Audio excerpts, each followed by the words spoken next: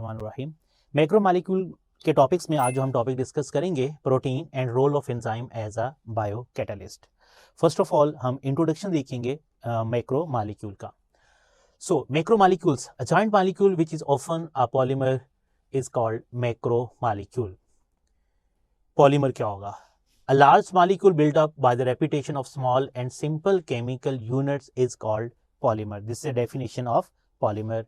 And monomer, small unit or simple molecule from which a macromolecule is formed is called monomer. Mean number of monomers मिलकर क्या form करेंगे? Polymer form करेंगे। और जो एक joint molecule होगा जो कि ऑफन पॉलीमर होता है उसे हम क्या कहते हैं? Macro molecule. अब इसको आप यूं अंडरस्टैंड कीजिएगा, like this is vinyl chloride. जब विनाइल क्लोराइड के हम n नंबर ऑफ मॉलिक्यूल्स लेंगे तो पॉलीविनाइल क्लोराइड बनते हैं। Polyvinyl chloride, this is a polymer, polyvinyl chloride. अब इसमें मोनोमर क्या होगा? मोनोमर को हम इसमें मार्क करेंगे कि इस स्ट्रक्चर में पॉलीविनाइल क्लोराइड में मोनोमर क्या है, जिसको मैं सर्कल कर रहा हूं, ये मोनोमर है और इसका ये रिपीटिंग यूनिट है मोनोमर। और नंबर ऑफ मोनोमर्स मिलेंगे तो एक पॉलीमर बनेगा और पॉलीमर को ही हम मैक्रो मालिक्यूल कहते हैं। Now protein, polymer of amino acid का है। बहुत सिंपल पॉइंट यहां मेंशन किया मैंने, polymers of amino acid mean अगर हम अमाइनो एसिड की हाइड्रोलिसिस करें तो हमें प्रोटीन मिलती है। अगर हम अमाइनो एसिड की हाइड्रोलिसिस करेंगे तो हाइड्रोलिसिस ऑफ अमाइनो एसिड से हमें प्रोटीन्स मिलती हैं। So Greek word proteus mean prime importance. Occurrence, protein occur in all living organisms, present in muscle, skin, hair, other tissues that make up the bulk of the non-bony structure of the body. Composition of protein. All proteins contain element carbon, hydrogen, nitrogen and oxygen. ज्यादातर protein, जितनी भी protein उनमें ये चार element तो लाजमी होंगे, carbon, hydrogen, nitrogen and oxygen. और इसके अलावा कुछ प्रोटीन्स होंगी जिसमें सल्फर हो सकता है और अदर एलिमेंट बहुत कम आपको मिलेंगे। मेजर ये चार एलिमेंट्स आपको मिलेंगे। They may also contain phosphorus and trace of other elements like iron, copper, iodine, manganese, sulphur और जिंक। ये बहुत कम एलिमेंट्स हैं जो आपको मिलते हैं, ज्यादातर इसमें ये चार एलिमेंट्स होती हैं। Next is the classification of protein on the basis of physico chemical properties की बेस पर। ये प्रोटीन की क्लासिफिकेशन फिजिको केमिकल की बेस पर है। इसको हम क्लासिफाई करते हैं सिंपल, कंपाउंड और derived. Simple yield only amino acids और देयर डेरिवेटिव ऑन हाइड्रोलिसिस। अगर हम प्रोटीन की हाइड्रोलिसिस करें तो हमें सिर्फ अगर अमाइनो एसिड मिले या उनके डेरिवेटिव तो वो सिंपल है, albumin, globulin, legumin, these are the example of simple proteins. Compound proteins is attached और conjugate to some non protein group which are called prosthetic group, तो उसे हम कहते हैं compound protein. Example is the phosphoprotein. And dry protein derived from the simple and conjugate protein, proteases, enzymes, peptones जो हैं, these are the example of the derived protein. So this classification is based on physicochemical properties. Classification of proteins on the basis of structure. इससे पहले हमने physicochemical की base पर हमने किया, structure की बेस पर classification है। 4 types हैं, primary, secondary, tertiary and quaternary. So if a linear sequence of amino acid का chain में होगा तो प्राइमरी होगी। अगर रेगुलर कॉलिंग और zigzagging hydrogen bonding between NH group और कार्बोनाइल ग्रुप के दरमियान अगर होगी तो वो सेकेंडरी होगी। और अगर 3 डायमेंशनल ट्विस्टिंग और फोल्डिंग होगी तो टर्शरी है। और अगर कॉम्प्लेक्स स्ट्रक्चर होगा तो क्वाटर्नरी प्रोटीन होगी। So this classification is based on the structure. आपको नजर आ रहा है ये प्राइमरी प्रोटीन है और आपको ये स्ट्रेट चेन स्ट्रक्चर नजर आ रहा है, ये सेकेंडरी प्रोटीन है, ठीक है। और आपको hydrogen bond between the amino acid different location in the polypeptide chain में, ये अल्फा हेलिक्स है और इसमें आप देख रही हैं कि हाइड्रोजन बॉन्ड कार्बोनाइल ग्रुप और नाइट्रोजन के दरमियान आपको हाइड्रोजन बॉन्ड नजर आ रहा है, ठीक है। ये प्लेटेड शीट है। बीटा पॉलीपेप्टाइड चेन टर्शरी की है और क्वाटर्नरी स्ट्रक्चर ये हीमोग्लोबिन है और हीमोग्लोबिन में आपको 4 आरएन नजर आ रहे हैं, 2 अल्फा चेन और 2 beta chain. So this is structure of a quaternary protein. Next is the denaturation of protein. Structural deformation और डिसरप्शन ऑफ प्रोटीन को हम कहते हैं डीनेचुरेशन ऑफ प्रोटीन। डीनेचर कैसे हो सकती है? हीट को चेंज करें तो डीनेचर हो सकती है, या पीएच को चेंज करने से डीनेचर हो सकती है, या स्ट्रॉन्ग ऑक्सीडाइजिंग और रिड्यूसिंग कंडीशंस पर प्रोटीन डीनेचर हो सकती है।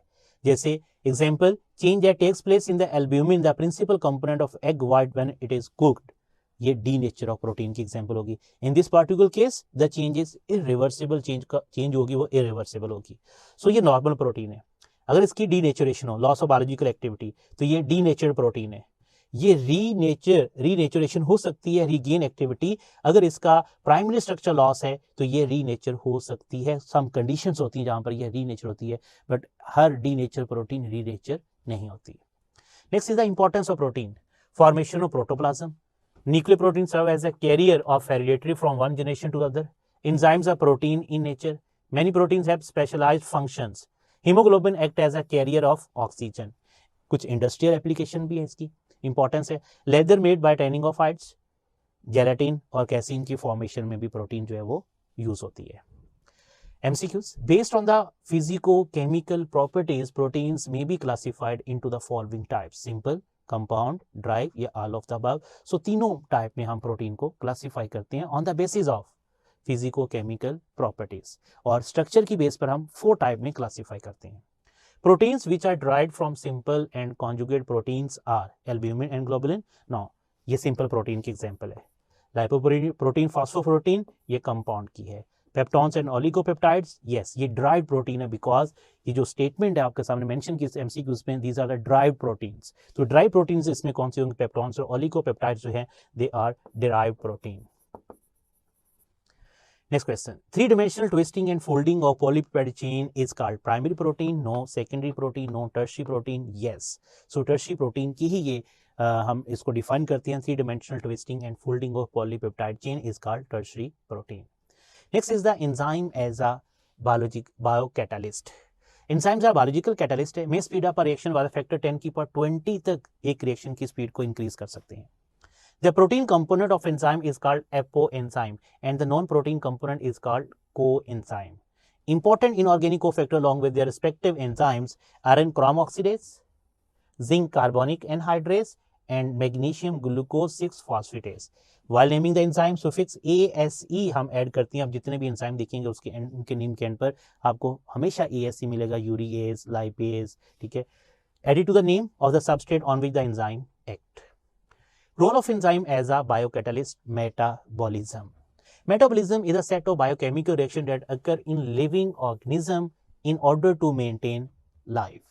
There are 2 types of metabolism। Number 1 is the anabolism and number 2 is the catabolism। तो सबसे पहले हम देखते हैं anabolism।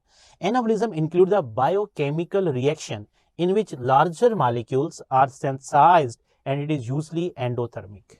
ये पॉइंट आपने याद रखने हैं कि एनाबोलिज्म एंडोथर्मिक है या कैटाबोलिज्म एंडोथर्मिक है। तो याद रखिएगा एनाबोलिज्म जो है ये एंडोथर्मिक है, जिसमें बायोकेमिकल, जिसमें लार्जर मॉलिक्यूल्स जो हैं वो सेंसाइज्ड होती हैं, उन्हें हम एनाबोलिज्म कहते हैं, और it is endothermic. And the second one is the catabolism.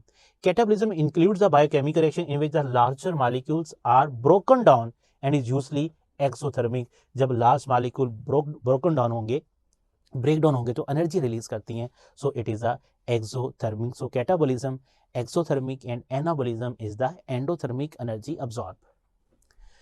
Biocatalyst, enzymes are crucial to the metabolism because they act as a biocatalyst up speed and regulate the metabolic pathway। Enzymes are proteins that catalyze, mean speed up biochemical reaction and are not changed during the reaction। reaction के दौरान वो change नहीं होते। Role of enzyme as a biocatalyst में next हम देखते हैं substrate and products। The molecule at which the enzyme act are called substrate। और आपको याद होगा अल्काइल हैलाइड में भी हमने यही पॉइंट सबस्ट्रेट का अंडरस्टैंड किया था। न्यूक्लियोफाइल जिस पे अटैक करता है वो सबस्ट्रेट है, और यहाँ पर सिर्फ वर्ड क्या है, एंजाइम जिस पे अटैक कर रहा है वो सबस्ट्रेट है। And enzyme convert into the different molecule called products. So enzyme substrate complex बनते हैं और एंजाइम और प्रोडक्ट की फॉर्मेशन है। इसमें हम मॉडल स्टडी करेंगे लॉक एंड की मॉडल। 1894 एक जर्मन केमिस्ट ने proposed the lock and key model। According to this model, both enzyme and substrate possess specific shapes that fit exactly into one another। This model explains enzyme specifically। जैसे यहाँ पर देखें, ये enzyme, ये active site है, ये substrate, enzyme substrate complex बन गया और एंजाइम और प्रोडक्ट की फॉर्मेशन होगी। नेक्स्ट है इंड्यूस फिट मॉडल। इन 1858 अमेरिकन बायोलॉजिस्ट ने सजेस्ट किया था modification to lock and key model को and propose induce fit model. अब ये क्या है? According this model, active site is not a rigid structure, rather is molded into the required shape to perform its action. कि जो active sites है वो rigid structure नहीं होंगी, मीन कि वही स्ट्रक्चर जिस पर वो आकर फिट हो सकते हैं, बल्कि वो मोल्ड हो सकती हैं to perform its action. Induce fit model is more acceptable than the lock and key model. ये एमसीक्यूजी पूछा जाता है कि इंड्यूस फिट मॉडल जो है ये ज्यादा एक्सेप्टेबल है या लॉक एंड की मॉडल. याद रखिएगा, induce fit model is more acceptable than the lock and key model of enzyme action के लिए. जैसे ये सबस्ट्रेट है, ये एक्टिव साइट है. अब यहाँ पर ये इस पर जब अटैच होगा तो आप देखिए इसकी शेप, उसके अकॉर्डिंग जो चेंज और एंजाइम सबस्ट्रेट कॉम्प्लेक्स बना. Active site change its shape, active site ने अपनी शेप को चेंज किया है. So this is called the induce fit model. Properties of enzymes. Specificity. Enzymes are specific in their action. एक enzyme अगर एक reaction में यूज हो रहा है दूसरे रिएक्शन में यूज नहीं होगा. So enzymes are specific in their action. Protein in nature. Enzymes with few exceptions are protein in nature. Direction of enzyme. Mostly enzymatic reactions are reversible होती हैं. Isoenzyme. These are the enzymes from the same organism which catalyze the same reaction. जो same organism से और same reaction को catalyse करें, but are chemically and physically distinct from each other. Chemically और physically एक दूसरे से जो डिफरेंट होती हैं उन्हें हम आइसो एंजाइम्स कहते हैं. Example alpha amylase and beta amylase. These are the examples of isoenzymes. Factors affecting the enzyme activity. Enzyme concentration. याद रखिएगा, रेट एंजाइम के डायरेक्टली प्रोपोर्शनल होगा अंडर रूट के. ठीक है, अंडर रूट एंजाइम के कंसंट्रेशन के डायरेक्टली प्रोपोर्शनल होगा. Temperature. It is best around 37 degree C for animal और 60 degree C for plant and this is the optimum temperature for animal and plant के लिए. दोनों टेम्परेचर याद रखनी है. एनिमल एंजाइम के लिए 37, एनिमल के लिए और प्लांट के लिए 60 डिग्री सी है. इफेक्टिव पीएच, ऑप्टिमम पीएच के ऊपर ये अपना मैक्सिमम वर्क कर रही होती हैं, आउटपुट देती हैं. Other substances activators are the inorganic substances which increases the enzyme activity. Magnesium, zinc ions are the activators for phosphatase and carbonic anhydrase, जो भी मैंने पीछे आपको बताया इसका respectively. Inhibitors are the substances which reduce the enzyme activity. जो enzyme activity को inhibit करते हैं हम inhibitor कहते हैं. Radiations inactivated by exposure to the ultraviolet light. याद रखिएगा, enzymes है ये inactive होती हैं. Beta rays, gamma rays and X rays से एंजाइम इनएक्टिवेट होंगे expose to the ultraviolet rays, beta rays या गैमा रेज और एक्स रेज से. Importance of enzyme. Diagnose of disease के लिए alkaline phosphatase is raised in rickets, obstructive jaundice. Lactic dehydrogenase या LDH1 is raised in heart disease. ये दोनों enzyme diagnosis के लिए यूज हो रहे हैं. नेक्स्ट, एज अ ड्रग के तौर पर जो एंजाइम यूज हो रहा है, thrombin is used locally to stop bleeding. ये एज अ ड्रग है. फॉर कैंसर ट्रीटमेंट के लिए L-asparagine has proved very useful in the treatment of blood cancer in children. So L-asparagine जो है ये एज अ ट्रीटमेंट के तौर पर एंजाइम यूज होगा. सो 3 कैटेगरीज आपने याद रखनी है, as a drug, as a treatment and as a diagnose के लिए कौन कौन से एंजाइम यूज होंगे. Next is inhibition of enzyme. A molecule that binds with an enzyme and decreases its activity. जो एंजाइम्स के साथ बाइंड करते हैं उसकी एक्टिविटी को डिक्रीज करते हैं उसे हम कहते हैं enzyme inhibitor. Inhibition can be reversible और इरिवर्सिबल, दोनों हो सकती हैं according to the type of the interaction formed between the inhibitor and the enzyme. So type of inhibition, irreversible and reversible. So irreversible when the inhibitor react and form strong covalent bond. जब strong covalent bond की formation करते with the active site of the enzyme, it is called the irreversible inhibition and it is stable and irreversible. ये reversible नहीं है. और second है reversible, the inhibition in which the activity of an enzyme is restored and is called the reversible inhibition. यहाँ पर enzyme की activity restore हो तो उसे हम कहते हैं reversible. इसकी भी further 2 types है reversible inhibition की. नंबर 1 है competitive inhibition. So what is competitive inhibition? Competitive inhibitor resembles the substrate. It can bind to the enzyme in the same way that the substrate does. जैसे substrate bind करते हैं उसी way में ये competitive inhibitor जो हैं ये bind करती हैं.